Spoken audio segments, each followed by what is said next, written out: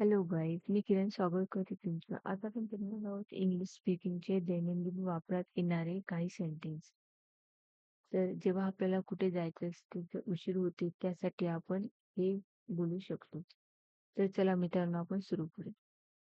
उशीर होण्याची कारणे सांगताना आपण काय बोलू शकतो हे बघूयात. चला सुरू करूया. The alarm didn't go off. Alarm वाजला नाही. Guests suddenly turned up. पाहुणे अचानक आले. I missed the first bus. माझी पहिली बस चुकली. The bus was late. बस उशिरा होती. There was a bus strike. बसेचा संप होता. I was stuck in traffic. मी ट्रॅफिकमध्ये अडकलो होतो. My bike got punctured. माझी सायकल पंक्चर झाली. My bike broke down. माझी गाडी बंद पडली. My wife was ill. माझी बायको आजारी होती.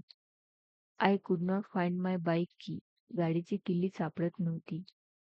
I had to go to a funeral. अंत्यसंस्कारात जावे लागले.